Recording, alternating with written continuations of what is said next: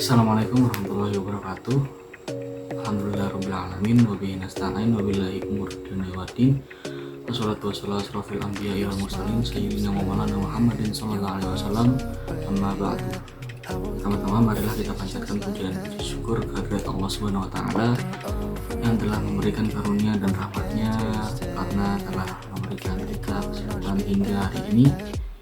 Tidak lupa salawat serta salam selalu tercurahkan kepada baginda besar, baginda agung Nabi Muhammad SAW yang syafaatnya kita nantikan di yaumul kiamat nanti. Pertama-tama izinkan saya memperkenalkan diri. Nama saya Bayu Prista Rizky Putra dari Prodi Pendidikan Fisika dengan NIM 23104050024. Tujuan saya membuat video ini adalah untuk memenuhi tugas ulangan akhir semester Ulumul Quran dengan dosen penampu Bapak Nasiruddin. Tujuan pembuatan video kali ini adalah mereview buku. Buku yang saya review adalah buku Pengenalan Sejarah Al-Quran yang ditulis oleh Syekh Ibrahim Al-Ibyari. Pertama-tama, buku ini mempunyai judul asli dan yaitu Ta'rihul Quran, diterbitkan pada tahun 1965. Kemudian diterjemahkan oleh Sa'ad Abdul Wahid dan dicetak pada pertama kali tahun 1988 dan dicetak kedua kalinya pada tahun 1993. Buku ini mempunyai 144 halaman dengan ukuran 21 cm. Buku ini menampilkan dua masalah penting yang secara ringkas, yaitu kehidupan Rasul secara global tetapi lengkap. Yang kedua, masalah-masalah yang ada hubungannya dengan Al-Quran sebagai pengantar ringkas yang dapat mempermudah untuk memahami secara historis. Sebelum itu, kita perlu mengenali siapa itu Syekh Ibrahim Al-Ibyari. Syekh Ibrahim Al-Ibyari atau nama panjangnya Al-Hafiz Syekh Ibrahim bin Syekh Yusuf Al-Ibyari dilahirkan pada tahun 1866 di Mesir. Pendidikan agamanya ditempuh di Mesir dan juga di Mekah.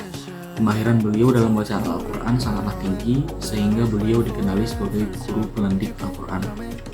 Selain sebagai seorang hafiz Al-Quran, Syekh Ibrahim juga merupakan tokoh syair Al-Quran yang sangat berpengetahuan luas.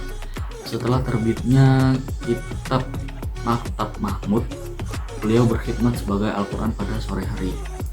Dikatakan oleh salah seorang muridnya, Ustadz Haji Ghazali, 89 tahun usianya, seluruh waktu almarhum bersama Al-Quran.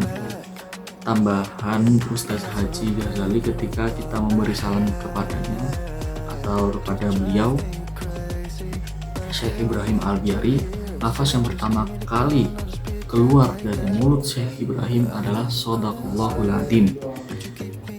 Kemudian baru menjawab salam. Karena sepanjang waktunya selalu bersama Al-Quran. Beliau akhirnya meninggal dunia pada tahun 1970 ketika berusia 104 tahun. Jenazahnya disemayamkan di Masjid Dergah Alor Setar, Jeddah. Semoga Allah Ta'ala merahmati roh awliyanya. Amin. Sumber penulis Puan Aminah binti Syekh Ibrahim pada 2 Maret 2022.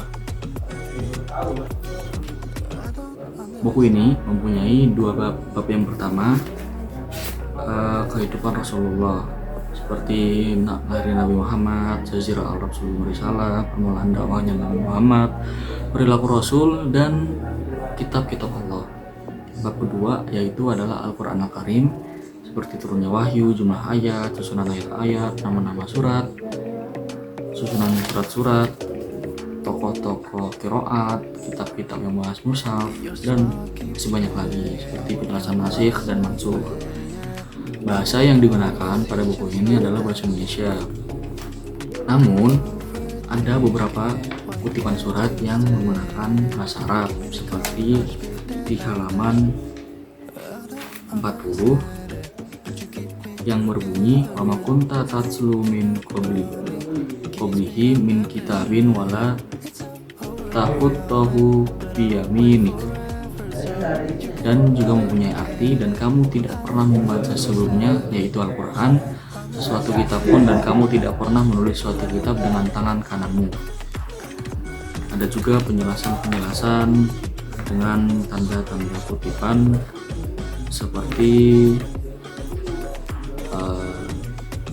lafal yang terletak di bagian depan lafal yang terletak di bagian belakang di rofa, sedangkan lafal yang terletak di tengah ayat yaitu al-mukinina juga terdapat tulisan bahasa Arab di nasab seperti itu. Jadi tidak full bahasa Arab. Untuk kelebihan dan kekurangannya, kelebihan buku ini adalah bagi seseorang yang ingin mendalami ilmu Al-Quran atau ilmu agama, mengenali Al-Quran lebih lanjut, atau baru mengenali Al-Quran, buku ini sangat cocok untuk pemula karena penjelasannya cukup rinci, jelas, namun tidak detail, tapi sangat informatif bagi orang-orang yang ingin mengetahui dasar-dasar apa yang dijelaskan dalam Al-Quran, apa sebab turunnya ayat-ayatnya, kenapa turun-turunnya, penjelasan seperti nasikh dan mansukh, seperti itu. Dan kekurangan buku ini adalah jika seseorang yang sudah memperdalami ilmu agama ataupun ilmu Al-Quran secara detail dan ingin mendalaminya lebih lanjut, buku ini sepertinya kurang cocok untuk orang tersebut karena buku ini mempunyai penjelasan yang ringkas namun tidak rinci. Terbatasnya berbagai sumber yang mengakibatkan buku ini kurang difleksibelkan untuk orang-orang yang sudah mempunyai ilmu tersebut. Jadi jika ingin mendalami hal-hal dasar, buku ini cocok untuk pemula.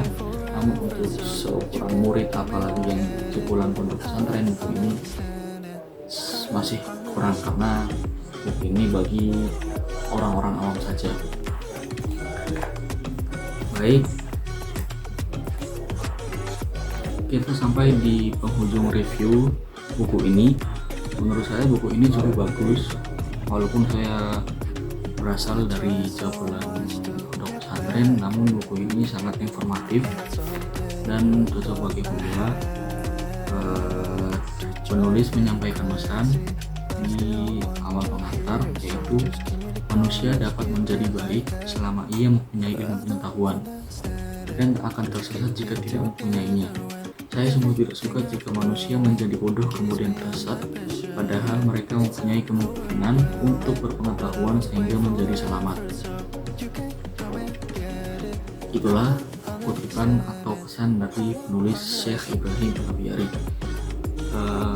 Mungkin ada kesalahan dari kata atau penuturan yang mungkin salah dari saya, mohon dimaafkan. Wabillahi taufiq wal hidayah. Assalamualaikum warahmatullahi wabarakatuh.